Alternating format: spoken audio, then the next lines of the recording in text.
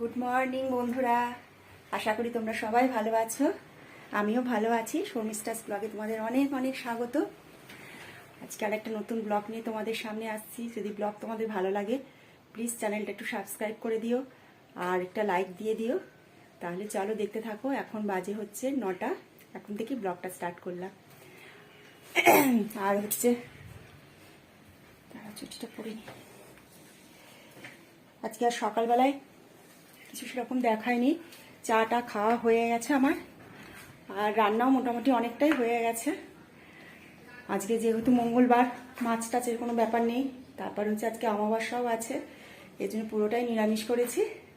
আর এখন বিছনা টিছনা ঝেড়ে আবার টিফিন করবো। আটা মাখা আছে, দাদাকে টিফিনে রুটি দিয়ে দিয়েছি।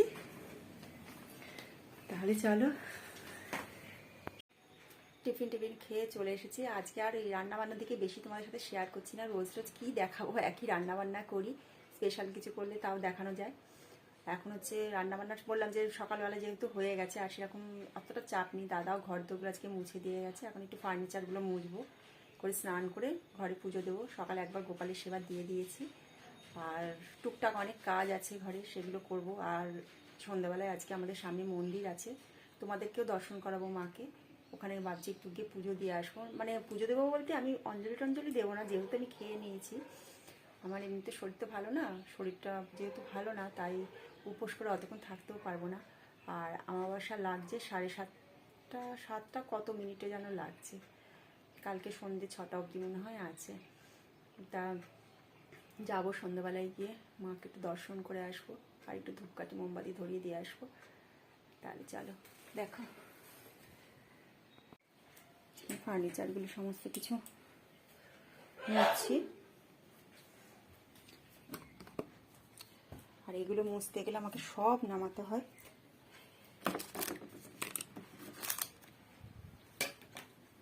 মেয়েদের এক গাদা জিনিস এখানটায় থাকে।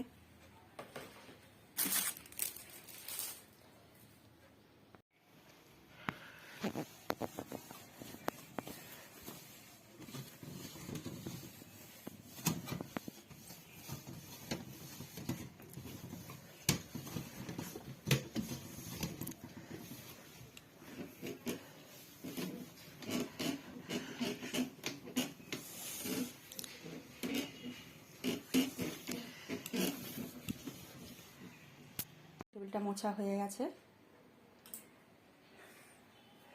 প্রত্যেকটা ফার্নিচার এবার একটু মুছে নেব। আর এই জানলাটার মধ্যেও দেখো কি ঝুল পড়েছে গ্রিলগুলোর মধ্যে। একদিন না মুছলেই এরকম হয়ে যায়। এই দেখো, জানি না দেখা যাচ্ছে কিনা। এগুলো একটু মুছে নেব, সব মুছে তারপর স্নান করতে যাব।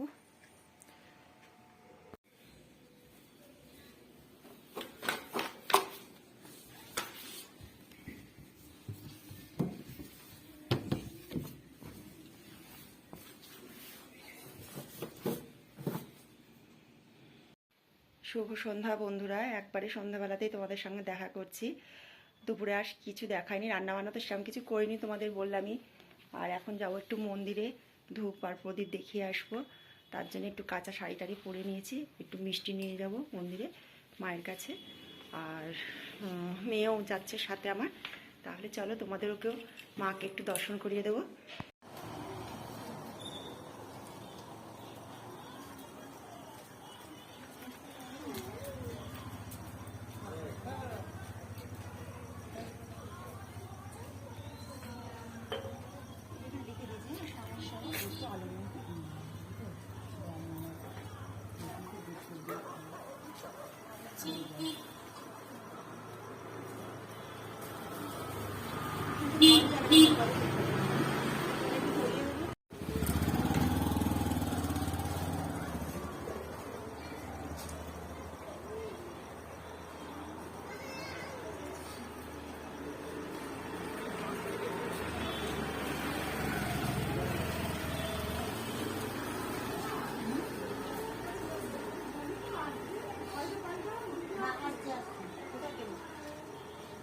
ওদিকে যাও, উঠে যাও, সাবধানে যাও।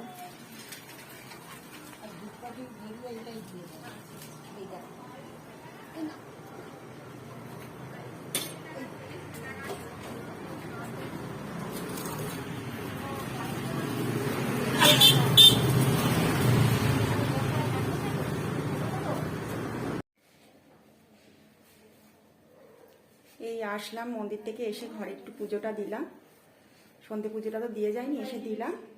আর দুপুরে যা রান্না করেছিলাম তা রাত্রে আর মেয়েরা আর খেতে চাইছে না, এমনি তো নিরামিষ, তাই ভাবছি রাত্রে একটু ফ্রাইড রাইস করবো।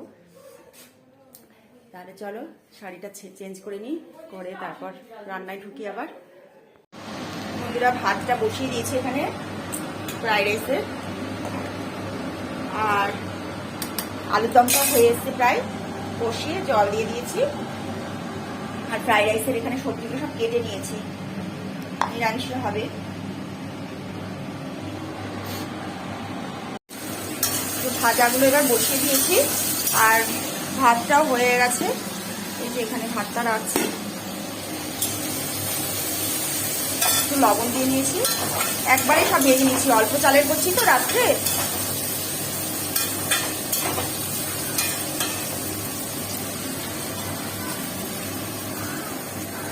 যে ফ্রাইড রাইসটা হয়ে গেছে, আর ক্যামেরাটা না ধরার কথা মনে ছিল না, ওই রাইসটা তোমার হচ্ছে কিশমিশটাও ভেজেছিলাম, মনে নেই।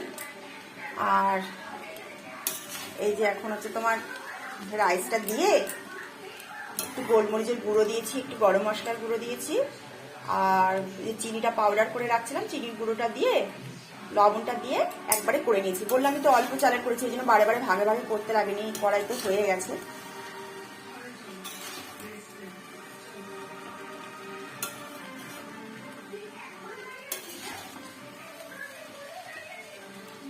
ফ্রাইড রাইস কমপ্লিট, আর আলুর দম হয়ে গেছে। এবার একটু বেগুনি ভাজতে হবে, দাদা তো বেগুনি ছাড়া খাবেই না, আমরা খেয়ে নেবো কিন্তু দাদা খাবে না, এই জন্য একটু বেগুনি হলেও ভাজতে হবে আমাদের। এই যে খাবার বেড়ে দিয়েছি, ফ্রাইড রাইস বেগুনি ভাজা হয়ে গেছে, আর এখানে তো আলুর দম তোমাদের দেখালামই। আর এই যে দাদাও খাচ্ছে এখন, আমরাও এখন খেয়ে নেব। তাহলে বন্ধুরা ব্লগটা আর বাড়াবো না, রাত হয়েছে, এখন আমরা খাওয়া দাওয়া করে নেবো, আর দেখানোর মতো কিছু নেই। তাহলে তোমরা সবাই ভালো থেকো, সুস্থ থেকো, আর ব্লগটা যদি ভালো লাগে একটা লাইক করে দিও, আর চ্যানেলটা সাবস্ক্রাইব করে দিও। পরের দিন আর একটা ব্লগ নিয়ে আসবো। শুভরাত্রি।